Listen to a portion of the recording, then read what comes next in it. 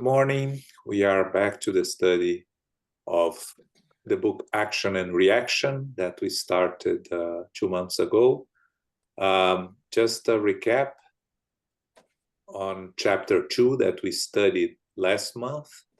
We know that they were all at mention of peace, months en passe. So Andre Luiz meets with instructor Druso, that is responsible for the organization. It is a transitory house of assistance located in the lower zones. So we learn more about the physiognomic aspects of the alien spirits gathered there. We had some comments from Druso when he talks about the discarnation, reveals that we are indissolubly linked to our own past, our own deeds. And we learn more about reincarnation as an opportunity to restart the learning process. It is a concession from the Supreme Goodness. And about mention of peace, a personal renewal program for those that are there, the wards that are there. Druso talked a little bit later about the result of a poorly conducted maternal love, a case of maternal love going awry because of excess love and not too much teaching. And also about answer questions of Andre Luiz about regaining our past memories after we go back to the spiritual world, how the process works, and the conditions for us to be able to access our previous existences when we return to the spiritual world. Okay, so now I'm going to share the new chapter, which is chapter 3, which is called Intervening in the Memory. Zoraida, you're going to read for us? Yes, of course. Thank you. Okay. Intervening in the memory. Introduced to us by the Institute's director as Assistant Pareto, the new worker had approached to state with anxiety reflected in his eyes. Instructor Druso, 3 of the newly arrived patients in Ward 5 are having a severe crisis of anguish and defiance. I know, said Druso, it's a case of insanity produced by hallucinatory telepathy. They aren't yet strong enough to resist the impact of the perverse energies discharged against them from a distance of bipedal acquaintances. Okay. What should we do? Okay. Remove the regular patients and turn on the ward's stun raids. That's all we can do. The messenger left as another co-worker approached. Instructor, Yes. now that... Yes, okay. Go ahead. Okay. Instructor, now that the raging storm has weakened somewhat, the warning screen that has stopped working has just transmitted an urgent message. Two of our research expeditions are in dire straits in the trams of the great darkness. Do we know their exact position? Yes. Go tell the director of emergency operations. Help must be sent as soon as possible. Unexpectedly, another coworker approached. Instructor, please help us with the Joneses case. We just got a message saying that his reincarnation is in definite peril. For the first time, I noticed the director's deep concern. Revealing enormous surprise, he asked, what's the problem? His future mother, Cecina, has sensed his dense fluids and refuses to receive him. She is in her 3rd month of pregnancy, and this is her 4th attempt to miscarry. We've been doing all we can to keep her in maternal integrity. Druso displayed a serene firmness on his face and stated, she won't succeed. She will end up accepting him in accordance with her own depths. Moreover, We need Jonas to be interned in a physical body for at least 7 years, being Circina here tonight, as soon as she falls asleep, so we can help her with magnetic intervention. Other co-workers arrived. I was eager for explanations, so I went to a nearby corner with Assistant Silas, whom I plied with discreet questions so as not to disturb the room. Who were all these co-workers? Was it right to bother the director with so many questions when the administrative work could easily be divided up? My friend hastened to enlighten me, explaining that the messengers were not mere workers but were in charge of certain subdivisions. All of them were educated and praiseworthy assistants and assessors with enormous responsibilities. They approached Druso only after having taken all the measures possible at their level of authority. Hence, the problem was not one of centralization, but of intensive labor. Thanks. So the chapter is called Intervening in the Memory. We are going to see that much later in the chapter. They are there with Druso, who is the responsible for mention of peace. Again, transitory house of assistance located. Transitory means that it moves around in the lower zones, and we'll get to that. I'm telling you it now because later we will see the reason why it's transitory.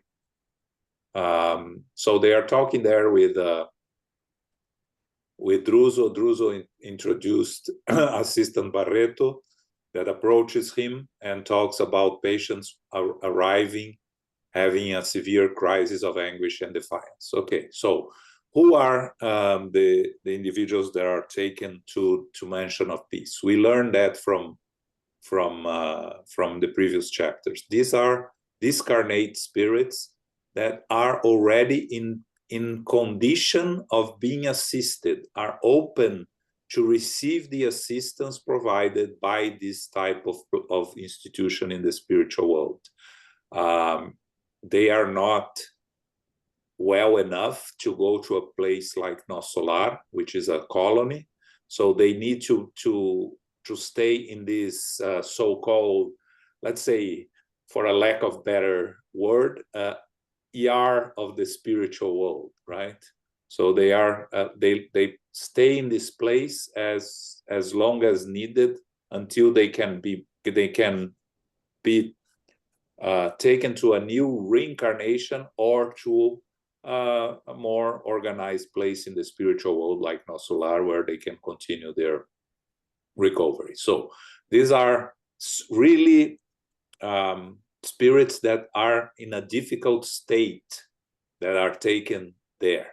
If you remember from from chapter 1, Drusos has been there for a very long time, started in the very low positions and continue to achieve higher positions until he was designated as responsible for this transitory house of assistance called Mansão Paz, or Mansion of Peace. So what he's talking about here, these patients, the newly arrived patients, they are suffering from insanity produced by hallucinatory telepathy. So they are receiving, they are connected to other spirits that are causing them hallucinations, and we know that exists here. How many people incarnated that suffer hallucinations, right? So they are taken to this place to receive the assistance. They arrive there with this in hallucinatory state, and when he says they are not yet strong enough to resist the impact of perverse energies discharged against them from a distance. So the spirits that surround, the inferior spirits that surround Mansion of Peace in the lower zones are trying to attack them, to prevent them from receiving the assistance there. And because of their mental energy, which is very low, they are in this state of insanity, temporary insanity, they are susceptible to receive these energies from this inferior energy discharge against them. So they need to be protected. So Druso recommends to remove the regular patients from the ward 5 and turn on the stun rays, which are rays that repel those energies coming from the outside. Okay, so to explain a little bit more how Mansion of Peace is built, it is protected against spirits going into inside it. Spirits that are not allowed to go inside, they can't. The Mansion of Peace is protected against them. But again, mental vibrations, they travel. They travel inside places, and they can. So the spirits outside, they will send these vibrations, and the spirits inside are open to receive this, to connect with the spirits outside. They will be influenced by them. Okay, that's what all this is all about here. Okay, and then there is talk about an excursion of spirits that are the research expeditions that are in dangers there in the lower zones. These are expeditions of spirits that go and try to rescue spirits that are ready to be taken to Mansion of Peace. I found it interesting because this book is from 1950s, and when Druso asked, do we know their exact position? And the spirit answered yes. So this is GPS in the spiritual world. So in the 50s, it already existed there, way before it existed here, of course.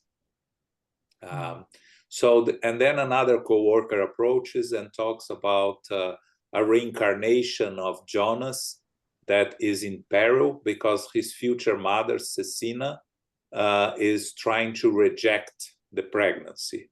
I marked here her 4th attempt to miscarry.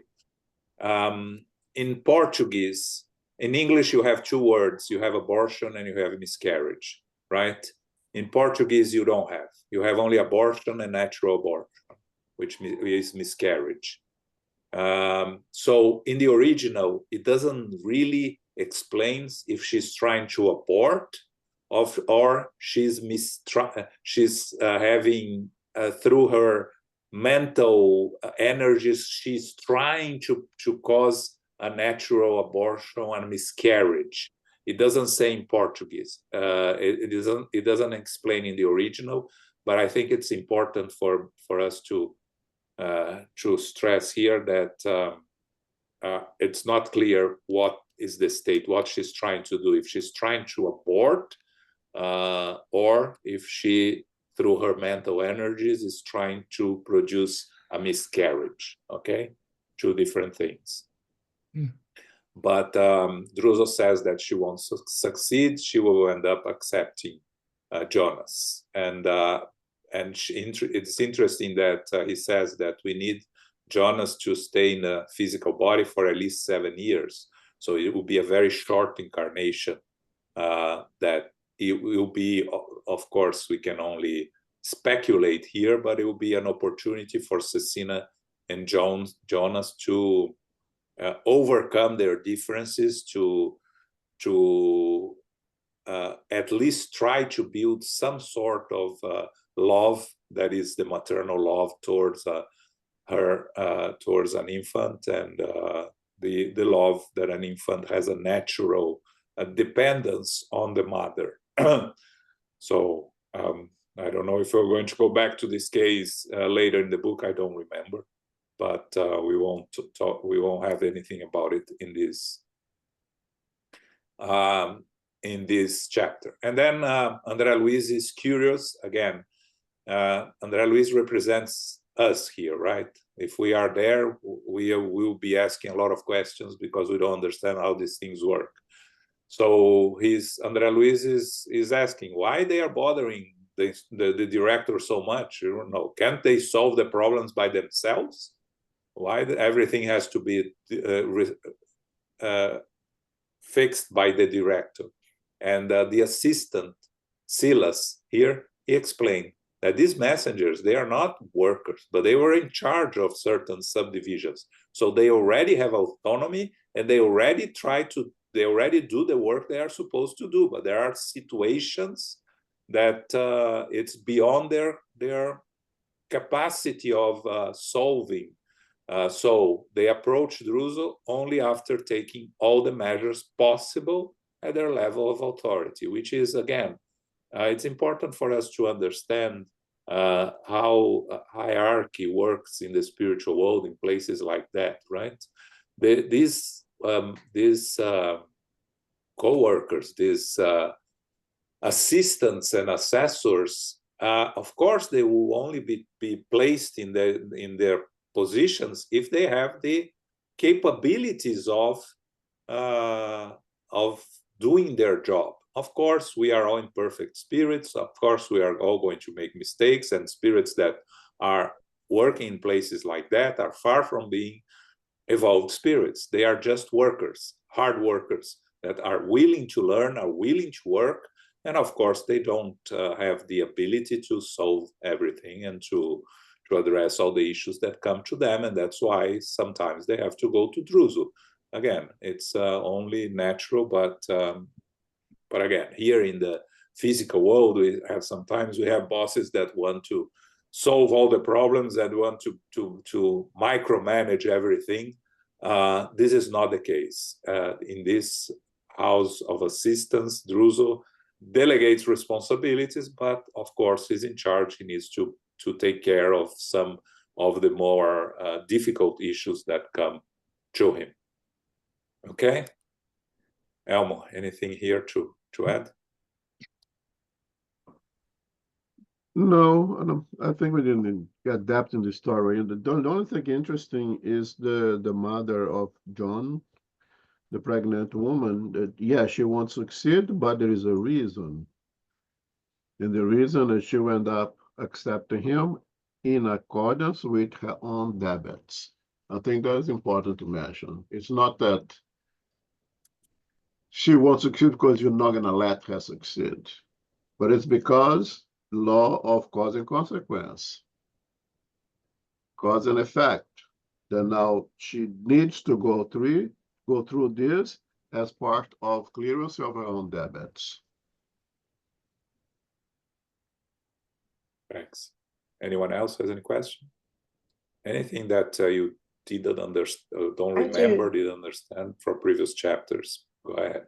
I have a quick question. So, what Elmo was just mentioning, is it accordance to her own debits? Is it because she agreed that this is the time she wants to get rid of this debit, or is it because it's imposed, or could it be just both? No, we don't know the history behind those two individuals, those two spirits, but definitely it leads me to believe that they are engaged in a relationship that she now carries a debit of receiving this individual in a reincarnation for at least 7 years for whatever she's responsible for have done in the past. We don't know the cause. I don't think she needs to accept or not. It's like if you plant bananas, you're gonna have to get ready to pick up bananas. Not gonna be oranges or strawberries. It's law, cause and effect, cause and consequence. Yeah. If you remember the case of Sigismundo in Missionaries of the Light, the mother had agreed to receive him. The father was very reluctant to receive him, and Sigismundo himself became very reluctant in the last moments because of the resistance of the father. So the case there goes much deeper than here, but again, it's a combination of natural law that imposes the consequence for our own actions, and the willingness of the spirits to solve their own debts, their own issues. Of course, here we don't know the details, but we can only imagine that it's a combination of both, right? Yeah, and it says she will end up accepting. Yeah. She will be agreeable to it because she has those ties of the past of her debts that will lead us to have her. What's going on with me? To have this acceptance. Exactly. Okay. Thanks. Okay. Okay. Go ahead, Continue. Okay. What about that case of pending reincarnation? I dared to ask respectfully, can the Institute rightly offer to intervene in such a matter? Silas smiled benevolently and answered, to be clear on the matter, I must explain that if there are reincarnations linked to the higher planes, there are those that are rooted directly in the lower zones. Just as humans have prisons because of criminal activity, hell exists in the spirit world because of guilty consciences. Thus, just as we can count on a justice that is genuinely interested in helping criminals recover by means of parole and prison schools, they are organized by the same authorities that run human courts in the name of the law. Here, the representatives of divine love can mobilize merciful resources on behalf of in-depth spirits, but they have to show that they are worthy of the assistance that can hasten their expiation and regeneration. So I pondered. That means that using good old earthly logic and utilizing a language that a person would use in the physical spheres, there are incarnations that are in perfect tune with the infernal realms. Yes, indeed, they serve as invaluable opportunities to break free of the dark lower zones. And because such reincarnations are expiation only, on many occasions they are planned and carried out from right here by benefactors authorized to act and help in the Lord's name. And in such cases, I added, does Instructor Druso have the necessary jurisdiction to solve these kinds of problems? As is reasonable. My esteemed friend said,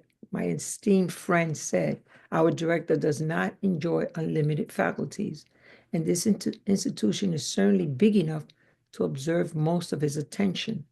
Even so, when it comes to matters of reincarnation, he works as an intermediate authority. How so?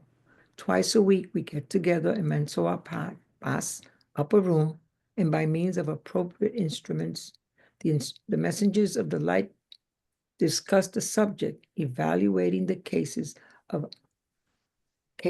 our institute presents to them. Messengers of the light?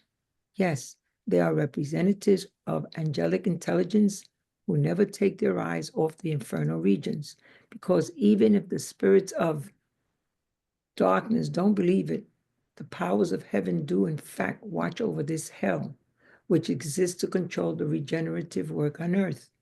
And smiling, he added, just as a sick person needs medicine, spiritual purgation is necessary in order to habilitate ourselves for life in the higher realms. For the soul who has constructed hell within itself, it is similar to what the forge is for the metal. It purifies it and shapes it appropriately. Thanks, Horacio. Okay. Okay, so here Andre Luiz asks about reincarnation in general. Okay, we're moving away from the case of Jonas and Cecile. How does the Institute work in cases of reincarnation? And Silas explains to him that there are reincarnation linked to the higher planes, the ones that need to come on a mission, the ones that we studied in the book Missionaries of the Light. There are in the reincarnation department in Nosso. But there are those that are rooted directly in the lower zones. They are incarnations, as he says here, just for expiations. So consequences of our own inferior actions that will carry the consequences on an incarnation that we have to go through. Again, he compares with prisons that, you know, our justice system here on earth has parole, prison schools, right? That gives opportunities for the convicted to get out of prison earlier for good behavior, or to move to a sort of semi-open prison, right? If they have the capacity to behave appropriately. So, of course, if the physical world is a bad copy of the spiritual world, we can only imagine that we would have in the spiritual world something similar from where we copied it, right? So spirits that are in the lower zones that show some willingness to repair their own mistakes by means of guilty conscience, by means of willingness to repair without really understanding exactly how it works and what they are supposed to do. They are taken to a new incarnation, connected to those that can either, on one side, those that can assist them, on the other side, those that they need to readjust, so they can carry their expiations. There are no trials for them. They don't have the opportunity to learn, experience new things, because they carry so much heavy debt that they need to go through and we saw in the case of Jonas a short incarnation. They need to go to a reincarnation to expiate, to go through some difficult challenges that will serve as a way, as an opportunity for them to repair the damage they have done to themselves. The obvious question is does it work? Well, it works sometimes, it doesn't work many times, but that's the natural process. Each incarnation, we are progressing, even if it's very little, but we are always moving forward. So these reincarnations will serve as a purpose, even if we cannot see the results.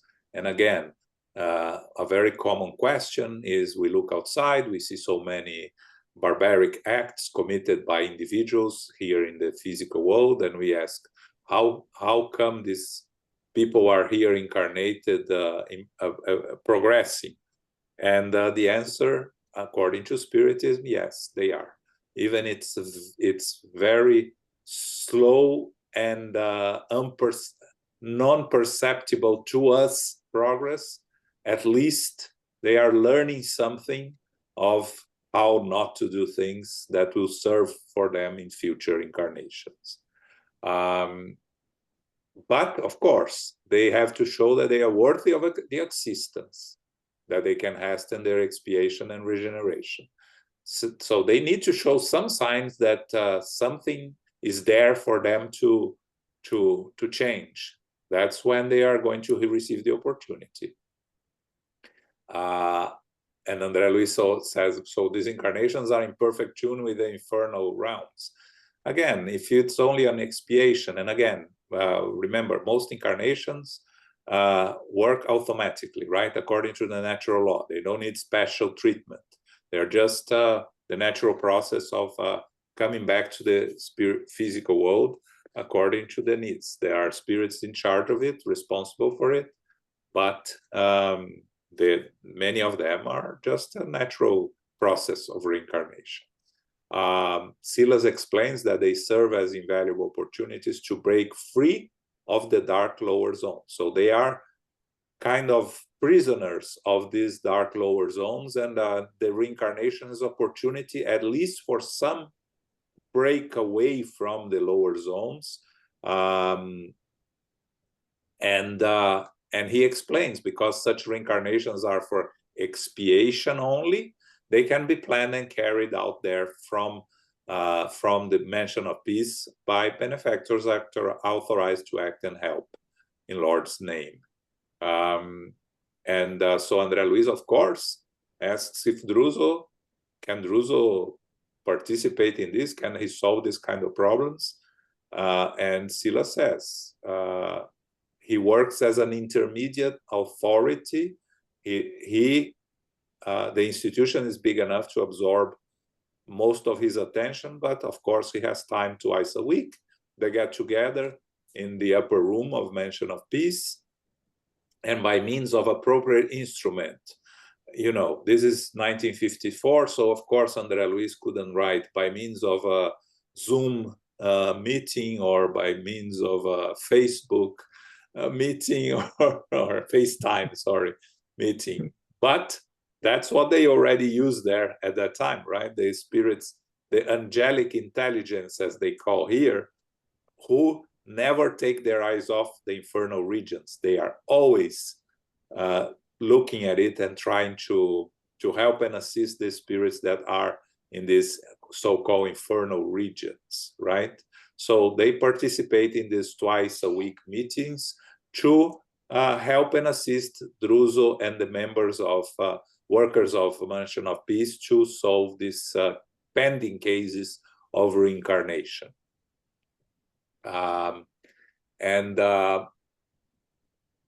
And he concludes by saying, just as a sick person needs medicine, spiritual purgation is necessary to habilitate ourselves for life in the higher realms.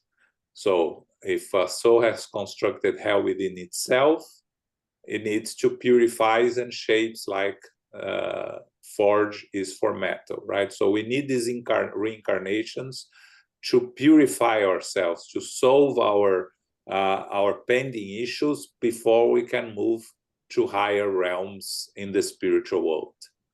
Many times, again, we are eternal spirits. We can come to reincarnation after reincarnation after reincarnation until we are able to move forward. But eventually we will, because the law is of progress. I think it's a very interesting passage that talks a lot about the process of reincarnation from the lower zones, how it's conducted and how it's processed. So I found it very interesting. Anything here to add, Elmo, that I missed? No. No, thank you, Rob. Any questions? Okay, so we're moving to a different subject now, okay? Okay.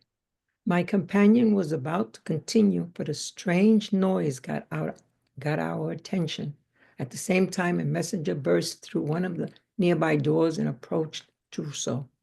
Instructor, once the storm abated, the attack with disintegrating rays started again. The instructor looked worried and ordered, turn on the exhausted devices. We'll observe our defensive action from the needle of vigilance. He asked us to accompany him. Silas, Hilario, and I followed without hesitation. We went down vast corridors and passed through large halls in ascending manner until we finally started to climb more directly. The place known as the Needle of Vigilance was a spiral staircase equipped towered dozens of meters above the large complex building. At the top, we reached a small room containing interesting devices that enabled us to observe the landscape outside. They looked like small telescopes, which emitted rays that eliminated the fog outside, allowing us to accurately evaluate the dreadful surroundings populated by aggressive, bizarre creatures that fled in terror at the sight of a large group of spirits wielding curious weapons similar to small canyons. Are we being assaulted by an army? I asked, intrigued. Yes, we are, Druso confirmed calmly. These attacks are common, however. Our unfortunate brothers are trying to force us to move our building and render us powerless so that they can take over the region. What about those weapons? What are they? Asked my frightened colleague. We might define them as electronic bombardment cannons, explained the instructor. Their discharges at us are carefully calculated to hit us without missing. What if they do hit us? Asked my colleague. They would certainly cause disintegrating phenomenon that could ruin us completely, not to mention the trouble it would cause our patients because they're still incapable of making any attempt to move. The rays they shoot at us contain elements of affliction that cause the worst fits of terror and madness. Not from us, a gloomy noise vibrated in the atmosphere.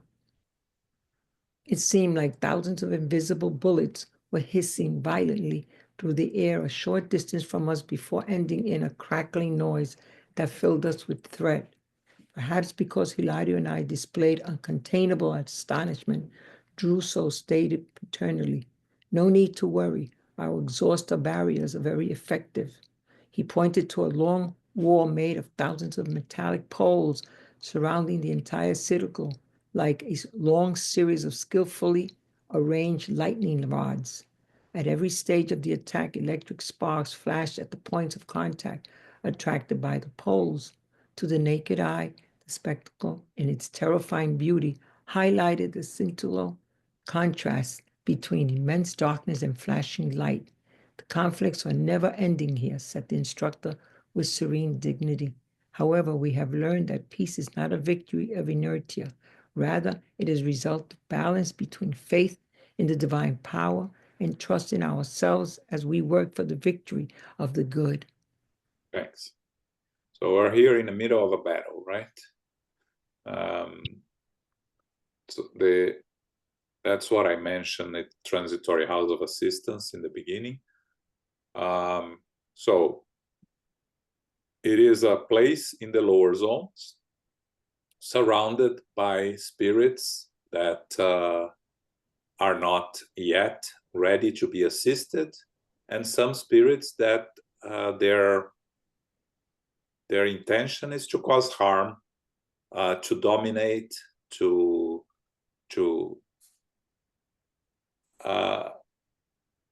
cause as much harm as they can to those spirits that are inside of this transitory house of assistance, to rescue, according to them, rescue them from the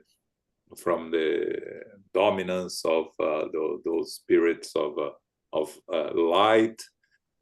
Many times on our Monday mediumship meetings, we find spirits that come from these places, right? Especially the leaders that start talking to us, like threatening us and trying to cause us fear and things like that, right?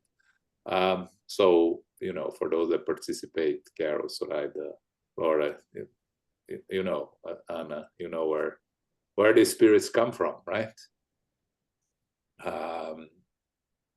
Now, it's interesting here when he talks about the devices to protect, right? First, there is a tower there. You see how similar it is with things that we see here in the physical world, right? A castle with a tower. So this is a citadel with a tower that they go to the needle of vigilance, which is something up there. When they arrive there at the top of the place, Andre Luiz talks about small telescopes which emitted rays that eliminated the fog outside. He reminded me of these masks, or this, I don't know what they're called, that soldiers use to see through the night, right? Night vision goggles that they use with infra. I don't know if it's infrared or that they can see through the night. Infrared, right? Yeah. So you see again how we are copying what is already there in the spiritual world. I was thinking here how these spirits can have cannons and weapons that these aggressive, bizarre creatures, right? They, again, everything in the spiritual world is built with our mind. So the soldiers of the physical world that discarnate and go back to the spiritual world and have the willingness to cause harm and destruction, they can build with their minds. We build whole cities in the spiritual world. Of course, we can build weapons, right? And this sort of weapons can cause an effect there. And Druso explains they are electronic bombardment cannons. Their discharges at us are carefully calculated to hit us without missing. So they're very precise weapons that the spirits use to attack. And what's their objective? They're trying to force us to move our building and render us powerless so they can take over the region. It's a fight for territory, right? They believe that that place, it belongs to them, that the Mansion of Peace is interfering with their work, and they want to remove their interference. Again, doesn't it sound similar to what we hear on Mondays from some spirits? Yes. Right, Soraya? Yes, absolutely. Always. Yeah. So, but of course, the protection that they have there, they know how to protect themselves. The spirits that are attacking them think that they can succeed, but they cannot, because those that are sincerely working for goodness will have all the necessary protection available to them, the protection that they know how to build and the protection that they receive from more evolved spirits.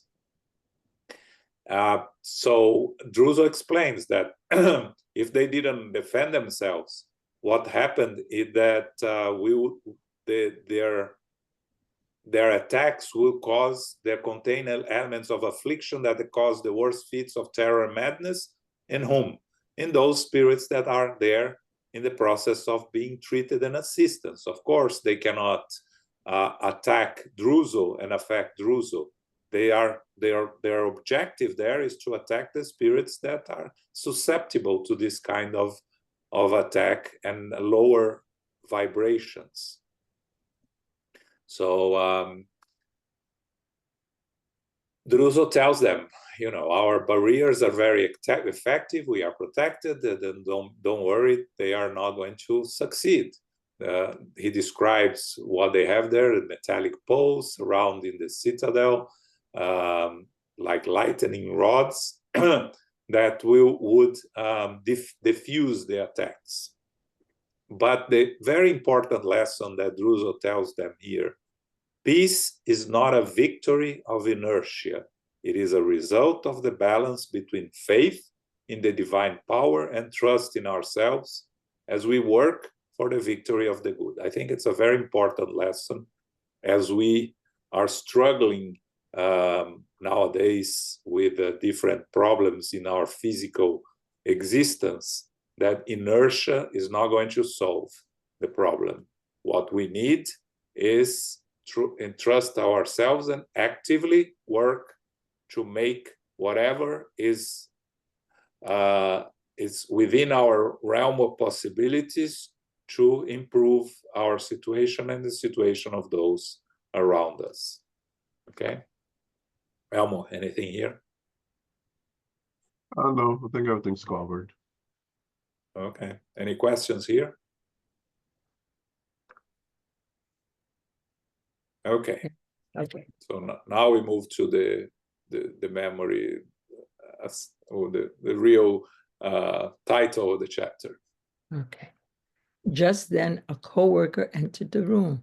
Instructor Druso, according to your orders, the patient we received last night has been placed in the magnetic assistance room. awaiting your examination. Was he able to say anything? No, he only mourns from time to time. No way to tell who he is. None. The tireless instructor invited us to follow him, explaining that the procedure ahead could offer us important elements for our study. Soon afterward, the four of us were in a regular-sized room marked by its simplicity and soothing blue color. On a collapsible table, a deformed man was stretched out on his back, barely breathing. To be frank in our description, we must say that the wrenched creature looked quite repulsive, in spite of the care he had received so far. He seemed to be suffering from an indefinable hypertrophy, exhibiting enormous arms and legs. However, the spot where the exaggerated size of the perispiritual body was most unpleasant was the face. All the features were mixed up as if it were looking at a bizarre spherical mass instead of a head. Had he gotten run over while on the earth, or was he now awaiting the emergency care given to those involved in such accidents? Druso sensed this silent question and explained. This hard-to-identify brother was brought here by one of our first aid expeditions. Was he just recently released from the physical world? Asked my colleague, as impressed as I was. We don't know yet, explained the instructor. He's one of those poor souls who probably left the physical realm suffering an obsession so terrible that he was unable to receive spiritual help of the compassionate legions that work in cemeteries. Undoubtedly, he left his dense body under complete mental subjugation, immersed in agonizing problems. But why such a disaster? Asked Hilario, filled with astonishment. My friend, Druso replied benevolently, wouldn't it be better to probe the reasons why we decide to contract such horrendous depths? And changing his tone of voice, now sadder and more moved, he advised, the infernal regions are packed full of suffering, of the suffering that we ourselves create. We must strike a balance between courage and compassion in order to safely meet our responsibilities in such places. I looked at the wrenched, who remained deeply prostrate like a patient in a coma. Considering the imperatives of our learning experience, I asked, can we know the reason for this shocking deformity? The instructor perceived the constructive core of my question and replied, the phenomenon of all of it is of spiritual nature. You must remember that pain felt in the physical vehicle is a real occurrence in the encephalon, but purely imaginary in the organ that supposedly experiences it. Through the brain cells, the mind registers a corporeal disharmony, constraining the organic instrument to the sometimes painful and difficult work of readjustment. Here, too, an abnormal, even monstrous appearance is a result of dominant imbalances in the mind, which concentrating on certain impressions or hardened by suffering, temporarily loses control of the form, thereby allowing the delicate tissues of the perispiritual body to be tremendously disturbed in an abnormal state. In such a situation, the soul can fall under the captivity of perverse intelligences, giving rise to deplorable occurrences that can push it into temporary animalization through hypnotic means. I could tell, however, that the compassion instructor didn't wish to prolong examinations that didn't have anything to do with helping this unfortunate spirit, so I kept still. Druso bent over him with the tenderness of someone examining a much-loved brother and stated, let's hear what he has to say. Unable to hide my astonishment, I asked, isn't he asleep? The instructor nodded. Our unfortunate friend is under terrible hypnosis. Without a doubt, he was put in this condition by fearsome enemies. Obviously, wanting to torture him, they fixed some pain-filled memory in his mind. But, I asked, moved, can such torment befall someone without good reason? My friend, said our guide expressively, with the exception of the glorious path of the great souls who choose to sacrifice themselves to the apostolate of love with which they help humankind, it is impossible for the thorn bush of suffering to grow without the roots of guilt. To have reached such a deplorable state, our brother must have amassed increasingly dreadful depths. Thanks. Okay, so there's not much here. It's just basically a description of the patient, right? That is in a hypnotic state or a coma-like state. Those that brought him don't know who he is. Again, remember that we are in a place where the workers are dedicated workers that know how to help and assist in first aid, right? But they don't have the ability to access the inner thoughts of those patients and to read their history, like we saw in some previous books of Andre Luiz. So these are just first aid workers that are there to make all the necessary adjustments for the patient to be assisted by those that have the ability to help him, in this case, Druso, right? So they don't have the ability to access him. So they don't know who he is, what happened to him. They don't know anything. So there is a description of this deformed man that Andre Luiz says that he looked very repulsive, enormous arms and legs, hypertrophy. So his spiritual body was completely changed from a normal perispirit, right? The exaggerated size of the perispiritual body was unpleasant. Most unpleasant was the face, right? All the features mixed up. A spherical mass instead of a head. So you can only imagine how crazy looking was this individual there. He was brought there by one of the first aid expeditions. Again, the first aid expeditions are able to determine what spirits are already prepared to be assisted, or either because they show some signs of repentance, some signs of guilt, some desire to change. This is a case. Druso, before examining more close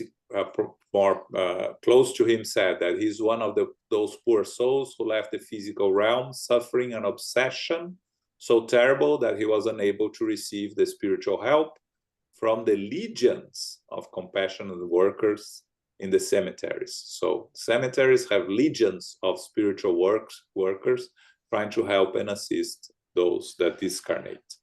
Again, 150,000 plus people discarnate every day throughout the world, and all of them will receive the assistance of spiritual benefactors if they are open to receive the assistance. This is a case of not open to receive the assistance because he was so immersed in his own inner world and guilty and thoughts, as we're going to see very soon, that he was not ready to receive any assistance. He was just thrown there in the lower zones until he was rescued there after spending some time there that we don't know how long because they don't say it here, right? And Druso explains that the infernal regions are packed full of the suffering that we ourselves create. We don't end up there because we are condemned by an external judge. We take ourselves to those places. So we are the ones that take according to our actions to these inferior zones.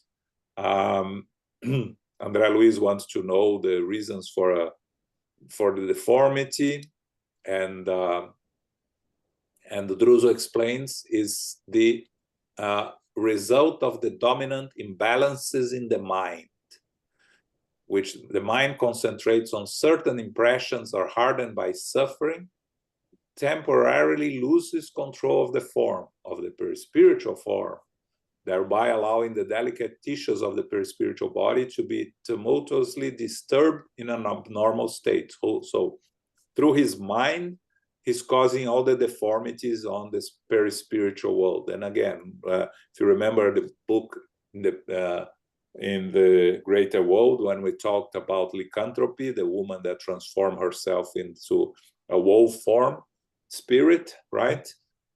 It is through these mechanisms of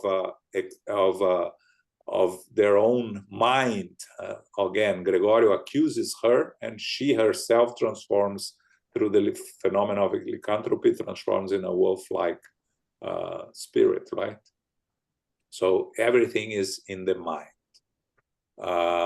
In such a situation, the soul can fall under the captivity of perverse intelligence, what I mentioned, Gregorio, giving rise to deplorable occurrences that can push it to temporary animalization through hypnotic means, which I just mentioned. And then the instructor tells them, well, let's see what he has to say, right? How can we help him if we don't know what's going on with him? And Andre Luiz asked immediately, well, isn't he asleep? And Druso explains, no, he's under hypnosis.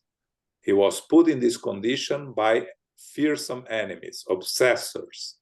Okay, obviously, the obsessors wanted to torture him. They filled his memory with some pain and some guilty conscience, right? And Druso explains, of course, that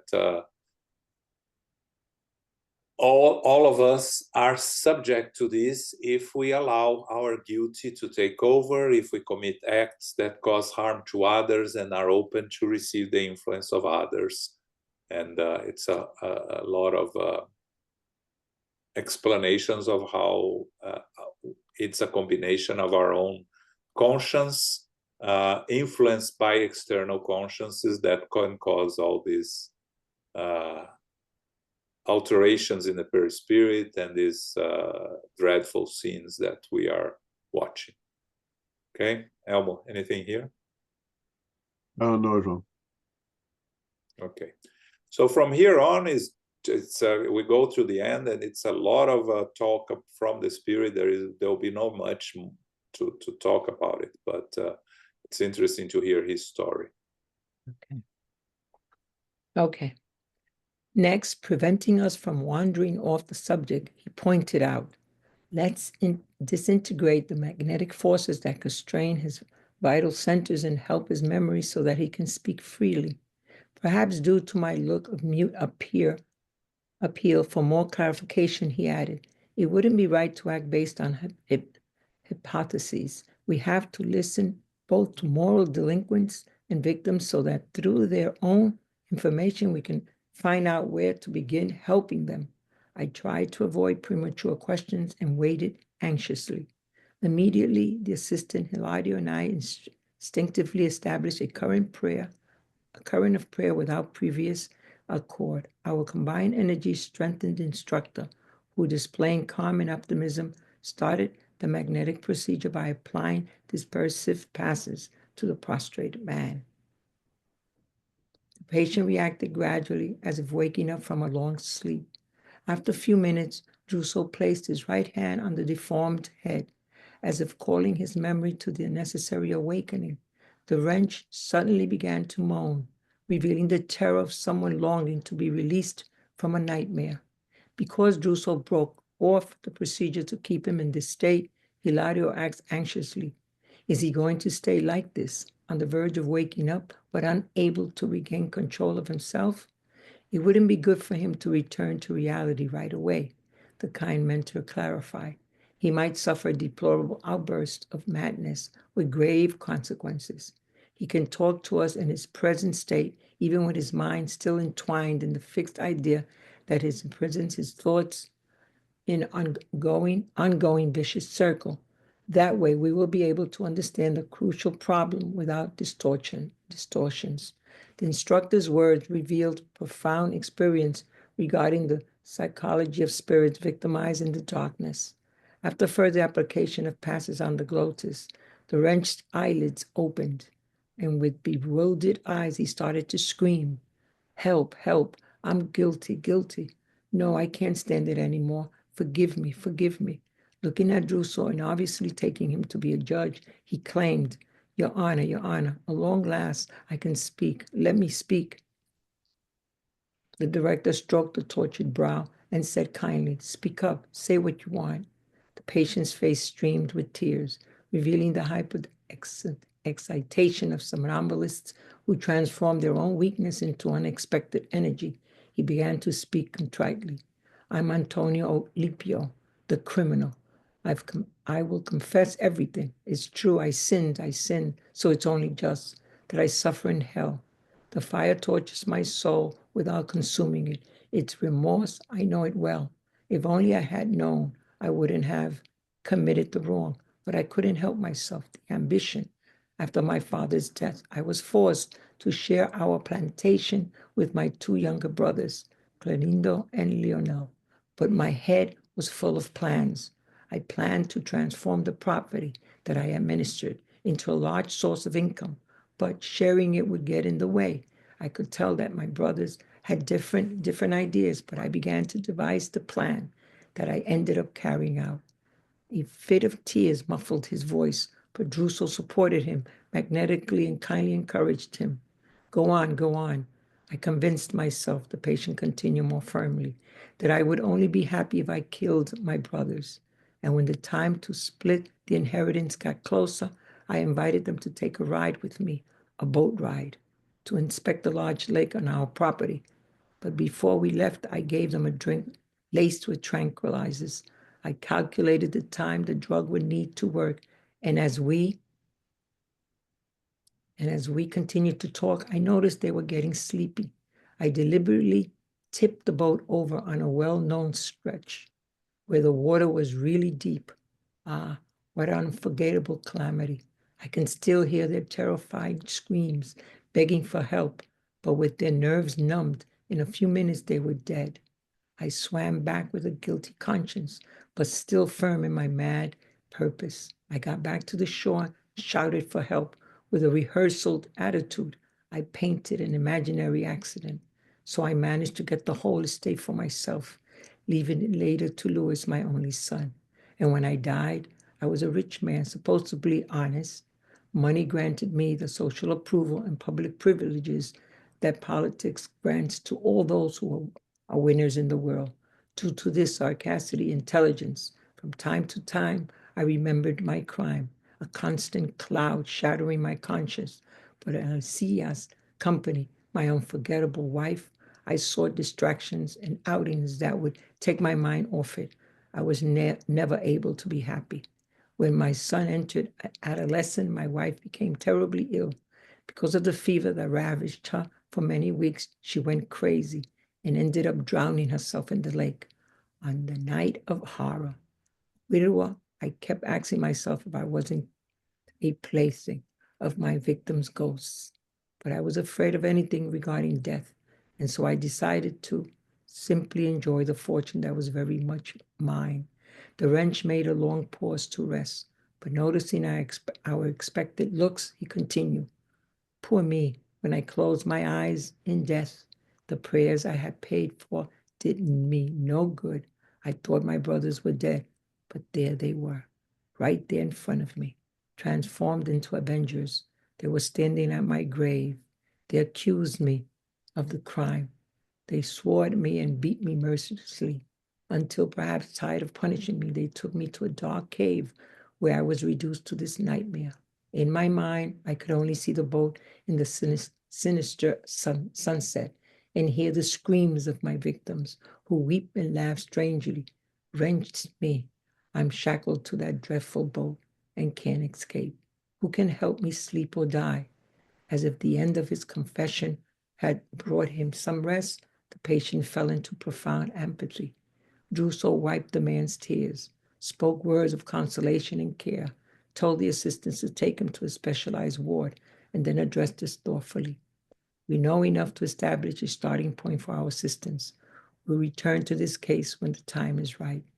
And after a long pause, he added pensively, May Jesus help us. It was impossible for us to voice any remarks. A messenger arrived to inform the instructor that a caravan of newly discarnates were about to arrive, And so we accompany Druso to the work he described as an inspection task. Thanks, Soraya. As I mentioned, there's not much to say here. It's he's telling his story, right? Druso works on him to help him recover the memory so he can speak freely, right? And of course, Andre Luiz doesn't understand exactly what Druso is doing. And Druso explains it wouldn't be right to act on hypotheses. We have to listen to both sides, right? The delinquents and victims, so that through their information, we can find out where to begin helping them. The difference between here in the physical world is there and there is that there they cannot hide. Here they can, you go to a court, you have people, testimonies, that people that can lie, that can hide information, refuse to talk. But in the spiritual world, through the appropriate mechanisms that more evolved spirits have, they can access our whole life and understand what's going on with them. We have seen this in many Andre Luiz books, where the mentors talk about examining the conscience. We've seen Clarencio in the book Between Heaven and Earth, accessing the conscience of this the incarnate spirits and reading what's going on with them, right? So what Druso is saying here, that we have to compile all the available information so we can choose the proper ways of assisting these spirits. So Druso applies passes, dispersive passes. Again, dispersive passes are to remove the negative energies. We talk about passes also when we talk about passes, right? It's the cleaning passes, the passes that remove the disturbing energies. These are not passes to give something, but to remove, okay? So the patient gradually reacted, but Druso says that Hilario asks, you're not going to completely wake up. You're going to leave him in this state of mid-drowsiness, in a word, right? And Druso says that it wouldn't be good it would be dangerous to him to return to reality right away, because he could go mad, go crazy, right? The mind may not stand the whole situation. So it's better for him to be in this semi-conscious state, so he could explain what was going on with him. That's according to Druso. So Druso, treats him appropriately, and then he starts talking about his story, that guilty feelings. He's feeling guilty, and he thinks he's in the front of a judge, and again, we carry our guilty, and we can hide from everyone, but we cannot hide from ourselves. And when we cannot hide from ourselves, it reaches a point we need to tell someone about it, right? The criminal always returns to the scene of the crime. The famous phrase, it's very real. We may not return to when we are incarnate, but we will return eventually in our own minds to the scene of the crime. So he starts describing what happened. He killed his both brothers because of greedy. He inherited the plantation. The brothers have different plans. So he decided that in order to fulfill his desires to the plantation, he had to kill his brothers. So he takes them to the lake, kills them, prevents people from seeing the crime, shows it as an accident, goes on with his life, gets married, good wife, has a son, live a so-called normal life till the end, right? With money, social approval, public privileges that money grants him, but always carrying the guilty conscience that he committed a crime that he cannot forget about it. So when he goes back to the spiritual world, when he discarnates, it's interesting that he says, the prayers I had paid for did me no good. So he tried to buy his place in heaven, but of course, there is no heaven, places in heaven cannot be bought. So he finds himself facing his two brothers in front of him when he finds himself on the other side. The brothers beat him, attacked him, took him to a dark cave. Of course, the brothers carrying this vengeance, desires of vengeance, their only thing that they waited many years to have their vengeance. They finally, when he dies, they take him to a dark cave, and he's immersed in his guilty feelings, in his guilty conscience. He wants, of course, either to sleep or to die. He wants to end his nightmare. And Druso talks about the providences that needs to be taken to him, provides the instructions, and tells Andre Luiz and Hilario that now they have enough information to establish how to assist, and tells them that he will return to the case when the time is right. We're going to see a lot more about this case. The book is Action and Reaction. The action was what he did to his brothers. The reaction is what we're going to see and study, how this is going to be addressed. And then they move on to a different subject, which is an inspection task, which will be some newly discarnates will be next chapter for next study. Okay, Elmo, anything to add here? Paco, yes. Something that kind of bothers me is the fact that his brothers. Speak louder. Yeah, I can speak louder, please. Can you hear me? Can you hear me? Better now. Let me take this. Can you hear me now? Much Yes. better, thank you. Yes. Yeah, it's because I guess the headphones is but then I don't hear. Then I don't hear. Anyway, it seems to me that Antonio's brothers are not better than him. No. You think of them. Hey, they're all the same. To me, they're all the same boat. Yes. One because he killed them, and the other one because they're carrying that resentment, that revenge, that vindictiveness. They were not spiritual enough to forgive and forget. So yeah, we are going to can you see, explain that? Can you? Yeah, we're going to see more about this case later. Let me put my headphones because I'm not going to talk because I want to hear. Okay. That's the whole thing with this, with my.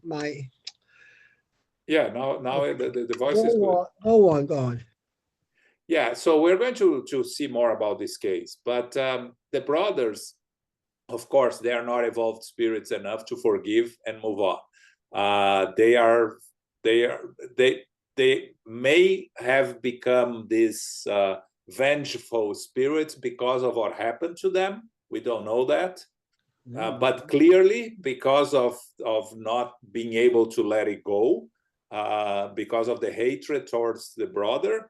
They put themselves at the same level. Exactly. At least he's already feeling guilty about himself. The brothers we don't know yet, but the brothers are not willing to change. They want vengeance. Yes. Well, lots of people want vengeance. Yeah, exactly. Yeah. Elmo. And so we see here that when we say that obsession, we don't have guilty and victim. We have two party responsibles. Responsibility. By our laws over here, we would see that one is the victim, the two brothers the victims, and the other one is the assassin, right? But for us, looking at the long term, we see individuals are responsible in entanglement, and they all sharing responsibility of their suffering right now. And that's why we say in the process of disobsession, we have to treat everyone, the obsessed, the obsessing, equally, provide love and education to both sides equally. Very good. Very good. That's true, because otherwise it wouldn't be an obsession, exactly. Yeah, if the two brothers were involved enough to forgive, there would be no obsession. No obsession. Very good. Very well explained. But the guilty conscience, he would still have the guilty conscience. Absolutely, yes. And there will be other spirits that will take advantage of his guilty conscience to cause him pain and harm.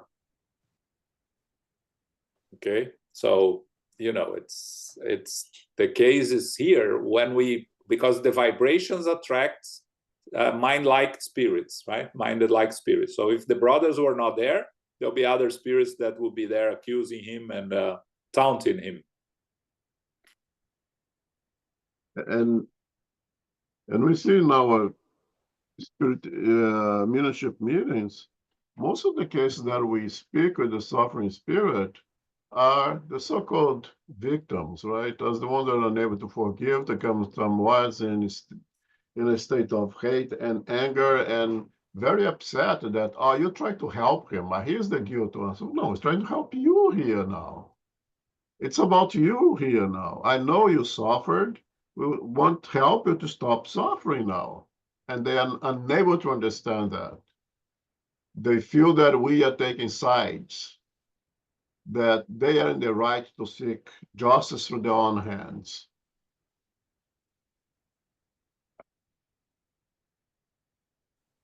Okay. All right. There's one more thing here, John, that is just caught my attention, is the necessity of the individuals that are partaking of any kind of meeting to have that state of mind to be helpful. I think it's interesting when Druso prepared to go to speak to this suffering spirit, Andre Luiz says, immediately the assistants, Hilario and I, instinctively establish a current of prayer without previous accord. I found that very interesting, that you have to have that attitude, the proactive attitude of being helpful. And in a situation like that, what can you do? You can pray, you can send your vibrations. And the same thing goes to the mediumship meetings, the fraternal assistance, the spiritual treatments on our Mondays. This is what makes the work successful or not, this current of energies of prayers that Andre Luiz speaks of here. Yes, very good point. Yes, absolutely. Everyone that works, that is there on Mondays, are part of this process of building this protected environment that helps and assists all those in need that are there.